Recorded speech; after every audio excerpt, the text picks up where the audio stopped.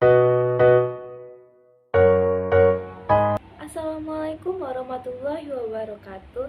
Halo semuanya, selamat datang di channel YouTube Tia Lupitasari.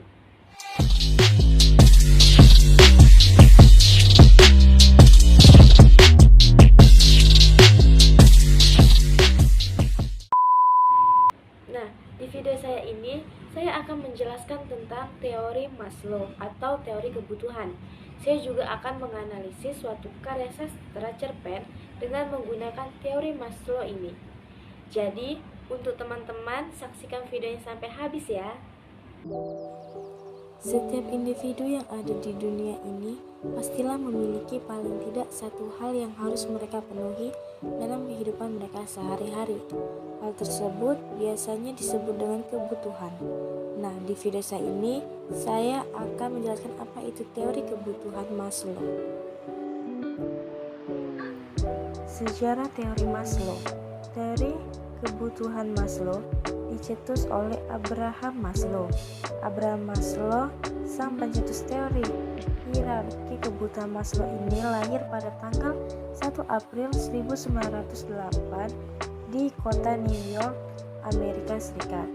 Abraham Maslow dibesarkan di keluarga Yahudi Rusia dengan kedua orang tua. Setelah beranjak dewasa, Abraham Maslow mengenyam pendidikan di Brooklyn College dan lulus sebagai seorang psikolog. Tak hanya itu saja, Abraham Maslow juga menjadi profesor di beberapa universitas. Dari tujuan hidupnya itulah yang membuat Abraham Maslow menaruh perhatian lebih pada kalimat pertanyaan yang memiliki jenis seperti mengapa masih sedikit manusia memiliki aktualisasi daripada kebutuhan tingkat pertama atau kebutuhan dasar mereka sudah berhasil terpenuhi. Padahal menurut pandangan psikologi humanistik, setiap individu pasti memiliki keinginan untuk menyadari kelebihan serta potensi yang mungkin dapat mereka gunakan dalam memenuhi tingkat selanjutnya dan mencapai tingkat tertinggi dalam hierarki kebutuhan Maslow. Setelah mengenal dengan jelas siapa pencetus dari teori hierarki kebutuhan Maslow, kini saatnya kita mengenal tentang apa pengertian dari teori ini, bagaimana konsep teori ini, dan urutan kebutuhan dari teori ini. Teori hierarki kebutuhan Maslow adalah salah satu teori psikologi yang berguna untuk memicu munculnya motivasi pada seorang individu dalam memenuhi kebutuhan mereka sehari-hari. Secara garis besar, Abraham Maslow berpendapat untuk memenuhi kebutuhan tingkat atas, seorang individu harus memenuhi kebutuhan tingkat bawahnya terlebih dahulu dan menggunakan keinginan tersebut sebagai hal untuk memotivasi mereka. Konsep teori Maslow. Ada dua jenis kuasa motivasi yang dapat digunakan oleh seorang individu dalam memenuhi kebutuhan mereka, yaitu ada motivasi kekurangan dan motivasi pengembangan. Motivasi kekurangan diartikan sebagai usaha yang dilakukan individu dalam proses pemenuhan kekurangan mereka.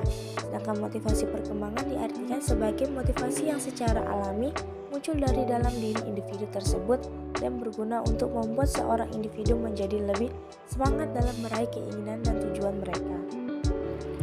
Seperti yang teman-teman dapat lihat, pembagian kebutuhan Maslow itu dibagi menjadi 5 tingkatan.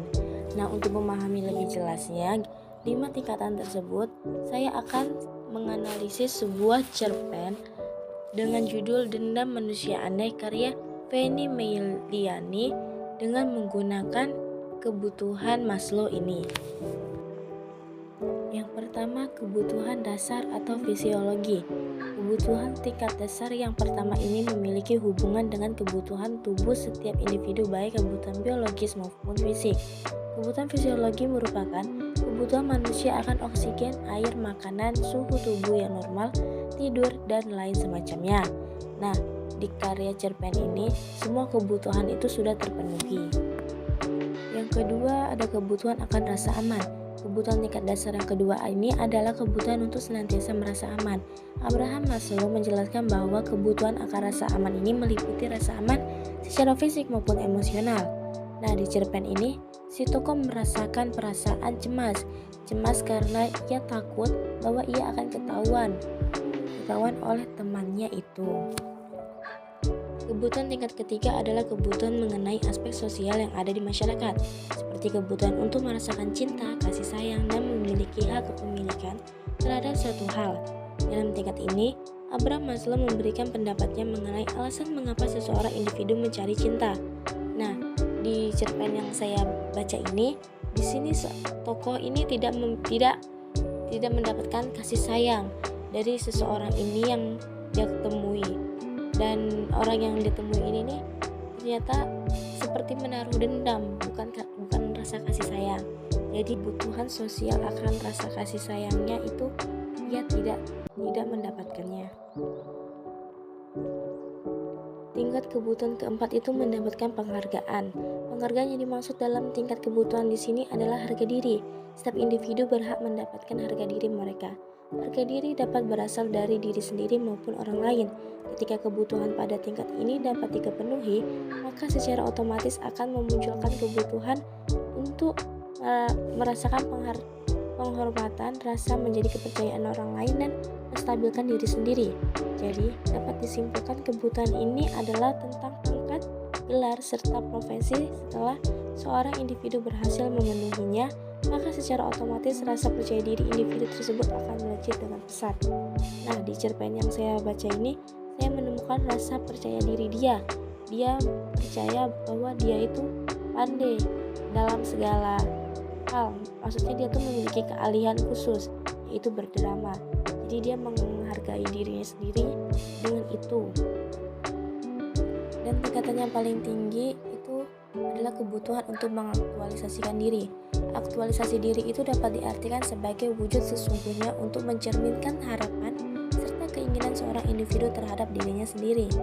Nah, apabila 4 kebutuhan sebelumnya telah terpenuhi, maka kebutuhan untuk mengaktualisasikan diri itu bisa terpenuhi. Nah, di cerpen yang saya baca itu, dia sudah menyadari bahwa ternyata dari semua ini tuh terdapat di kesalahan dia. Ternyata tanpa sadar dialah yang awal permasalahan itu bisa terjadi.